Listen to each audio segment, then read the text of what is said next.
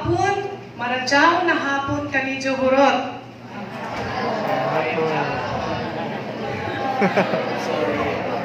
Quality and basic education is our primary goal. The challenge of bawat bata bumabasa was emphasized by our secretary during the launching of Solo Educalidad. But the question is how to realize this dream and how to capacitate our young learners. Okay, so the researchers of Alder Central Elementary School conducted research entitled Using Localized Stories to Improve Reading Literacy Skills in Grade 1. So we found out that there are lots of numbers or the increasing numbers of underprepared grade 1 pupils after the pre-test early grade reading assessment. So therefore, we use a localized stories basing on their culture and practices, then utilizing the mother tongue as acquired in their homes. Then, as we know that mother tongue is effective in teaching early reading literacy. We use the ADI model, analysis, design, implement, and evaluate of the stories, no? Which vividly stated in your bulletin, paragraph 2. Okay, since this innovation is very effective according to the teachers as well as the pupils. Because yung tinatanong namin yung mga bata, ano ba ang kahalagahan nitong ginagawa namin big book? Because if we will analyze first, during the implementation of mother tongue-based multilingual education, nakita namin na there is somewhat we revisit this material because of dialectal variation. Like for example, the word kaka is stated in the material, basing the sinubuan ng Binisaya, it is spider or lawa. But in our Libuanong dialect, kaka is part of it is a fishing boat. So in unlocking of difficulties, nahihirapan kami paano namin ipakita sa mga bata yung dalawang salita. Minsan din may mga salita pa rin na nakikita namin sa material. So kaya nga ginawa namin ng paraan para yung mga bata ay makilala nila kung paano nila maintindihan yung mga salitang nasa material. So we need to revisit it. Then during the focus group discussion, the pupils really claimed that this localized material was effective because they became active in participating during the lesson presentation. And then, as far as the comprehension is concerned, after the instruction supervision of our school heads, our supervisors, they all said that this material was useful because the pupils could answer the questions even in any levels of comprehension because it is in their, they understand of all the texts, the context in the material. So after the interview we've had, the teacher said that really it is very useful because the pupils will come to the classroom regularly, unlike before. No, because if we give you the real scenario there, the pupils that we handled in grade 1, mostly they are under socioeconomic status. And they said, Mom, sometimes we cannot eat in one day. So that is why we considered also their families, no? And they are all living in the grandparents. Nasa mga lulu at lula sila dahil kadalasan ay hiwalay ang mga pamilya. So yan ang aming nakikita. So with that, the reading teacher said that I am very lucky that the master teachers and the reading teachers has a collaborative effort to write this localized material for their children. Dalawa yung impact namin naman ibibigay dito dahil ang guro na nagtuturo sa grade 1 ay meron na siyang springboard in teaching reading. At the same time, the pupils also can look at what are those context found in the story. So dalawa yung natutulungan namin with this collaborative effort. So from that time, happiness marked in their hearts. As what Aristotle said, that happiness depends on the cultivation of virtue. So therefore, we have a virtue to cultivate our young learners to be able to read.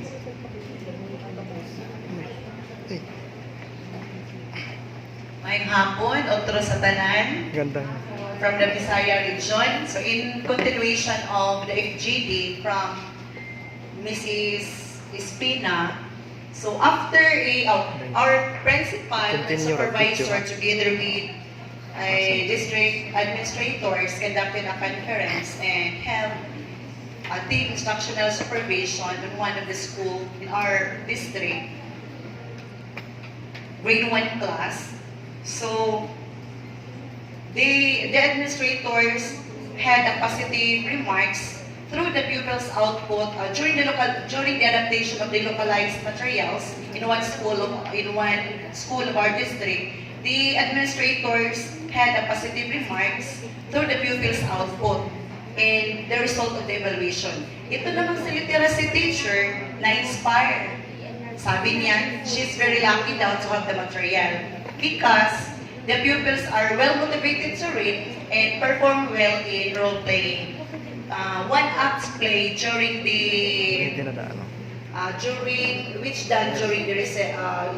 remedial period. After the instructional supervision, isa na namang administrator borrowed the 7 big books and introduced to the school where she was assigned. So she let her teacher use it in presenting her lesson, and madali lang po siya kasi it is manageable because it has a lesson plan that derives from MTB and LE. Following the steps she learned in Slack session, the explicit teaching and the pre-reading, during reading, and the post-reading. So after that, she then recommended to the principal and nangihingi ko siya ng kopya. So what we did, we reproduced a copy for the material for them to utilize in the remedial classes. However, in every positive results, there is an implications behind as the study goes on. Nangangailangan po siya ng oras, ng effort, at saka focus as we write the story. Because there were aspects to be considered. Ano po yung mga aspects na kino-consider po namin? Una na yung theme, the elements, the author's intention, the flow of the story, the context, and higit sa lahat, yung dialect. Oo. Medyo, in writing the story, it also needs passion in writing. Patience, perseverance, and determination. Mahirap din po siya para sa amin kasi it also needs money. Nangangailangan po siya ng pera. Considering that we are living away from the city, so from Dinagat Islands po kami, so we consider the distance of the printing press from Dinagat Islands to Surigao City. 3 times po namin siya pinapabalidate. Tapos kami po nag-a-attend ng seminar on book illustration. Pero yung big books namin is still the process on validity. Bakit? Kasi because various ideas came up from validators. Ayan.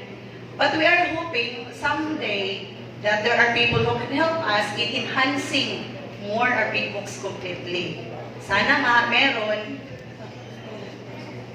though our big books is on the process of validity, we are still using it for our young learners' sake. Ginagamit po talaga namin.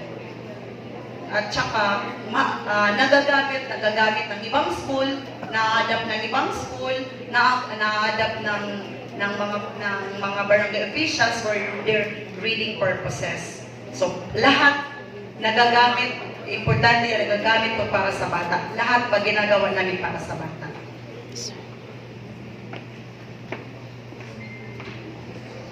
Good day to everyone, and we continue. The key to understanding the intervention is one word: sustainability. And this is our ultimate goal for this intervention. We want to sustain the localized stories to help improve reading literacy skills for our grade 1 learners. Hence, quality intervention can be achieved when there is sustainability. Will you agree with me? Yes. So, speaking of quality, it is everyone's responsibility. We are being reminded by our DepEd mission that family, community, and other stakeholders should actively engage and share responsibility in developing lifelong learners. So, for us researchers, what we did, we gathered all our parents. We invited our local government officials. We included also the natives, the local people, as our resource persons. We shared to them our advocacy. We explained to them that this is our reading program, this is our intervention. We really need your help, or else there will be hundreds of struggling readers in our place. And finally, we came up with the following strategies. First, we strengthened our monitoring and evaluation.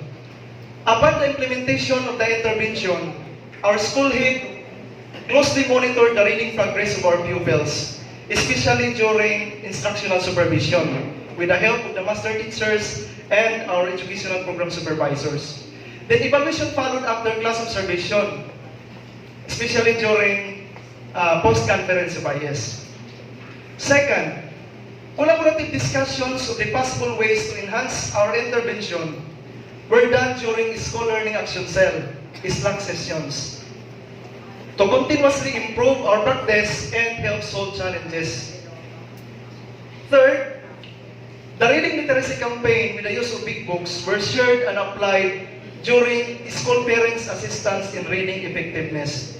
In our school, we have this so-called SPARI seminar, wherein the parents were mentored by the teachers on the different reading strategies. Lastly, we secured availability of funds. Other agencies keep on telling, "Oh, what have you done, DepEd? You have a very low result in reading." So, suppose, pag narinig namin yun, di ba, nasaktan tayo mga teachers, no? So, we replied, "No, you cannot only blame the Department of Education. As a grade 1 teacher in our school revealed that one of the major factors that affects the performance of the reading performance of the pupils in our class is malnutrition. When she asked a pupil, "Don, why are you always absent? Bakit ka matamlay?" The little boy answered, "Ma'am, wala po kaming bigas." Then the little boy cried, "Teacher, hindi pa po ako nakakaya ng breakfast. And this is really happening in our place. I don't know with yours." So how could these poor children read when their stomachs are empty? Yes, we have feeding program in our school. But how about at home? Do they have enough food? We have Pamilyang Pinoy Pantawid program, purpose. But for me, I think it's never enough. And our government should act on this. And we should stop pointing in each other on who's to be blamed for this low reading result. Instead, we are going to ask ourselves, what can I do to solve the problem? Agree? Fellow educators? Ipaglaban natin yan at hindi dapat tayong mga teachers na nagsisining sa low result reading. Another thing, Frank Serafini, a well-known author of classroom reading assessment, clearly emphasized that there is no such thing as a child hates to read. There are only children who have not found the right book. And this is really true. As we continued our journey in this action research, we came up with a realization that if only teachers can provide the right books that captures young children's curiosity and interest and motivates them to focus on the reading activity, then every child will become a reader. And for us researchers, no one will be left behind. Indeed, we are very much thankful that our DepEd Secretary issued DepEd Memo number 8, series of 2020, informing everyone that DepEd revisits textbooks and learning resources to ensure its quality. That's the big question. Are we having the right learning material? Oo. Those are the questions of the teachers that I heard. No? So, thanks for this Opportunity. realization of the central office. Palagpakan naman natin ang central office. Okay, with our DepEd secretary. Okay, so based on the results that we have in our study, we can say that our localized tourist in form of big books are the right books for our underprepared grade 1 learners.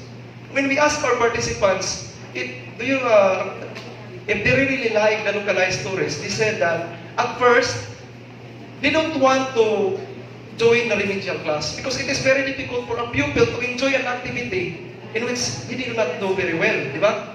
O paano natin ma-enjoy tapos hindi makarelate yung bata sa topic ni teacher. So, when they saw their classmates having fun with the teacher with the use of big book, they joined to the remedial class. And they were engaged and excited about reading. As of this school year, when other schools in our district heard the good news about this intervention, they started to adapt and implement the localized stories. And the good thing was that the barangay also offered Adapt a Learner program and they catered pabasa sa barangay, wherein they utilized our big books for not only for the school children but to the out of school youth as well. So that's the beauty of if there's a connection between the community and with the school, we can solve this problem together. This action research contributed a great help to our fellow educators, as they said that they can easily activate pupils' prior knowledge because these localized stories are more familiar to the pupils, and these stories might be the same stories that their parents told at home. Say for example, we have a localized story entitled Ang Isda sa Dinagat. And we all know that 90%, the teachers in our school, we all know that 90% of our pupils can relate about this story. So, the more they can relate their experiences at home to the reading activities in school, the better learning outcomes of reading. So, with all these interventions and researches that we have, at the end of the day, what matters most is the teacher's quality. We really need teachers who are willing to sacrifice. We need teachers who really love teaching children, diba? Because we would like to accept the reality that we are not, all teachers are not really reading teachers. Diba? Meron lang sa amin, may mga secondary teachers na nag-grade 1. Tapos na-found out ng schooling na transfer. So, it is now we have a lot of reading programs, but the challenge now is on our part, teachers, on how to be more enthusiastic about its implementation. So, for teachers right out there, spend their time writing localized stories and developing localized reading materials. It's never wasted. It's all about enjoying the benefits of contextualization. Isigaw po natin, dear educators, sulong edukalidad. Sulong edukalidad. Mabuhay po ang DepEd. Thank you so much.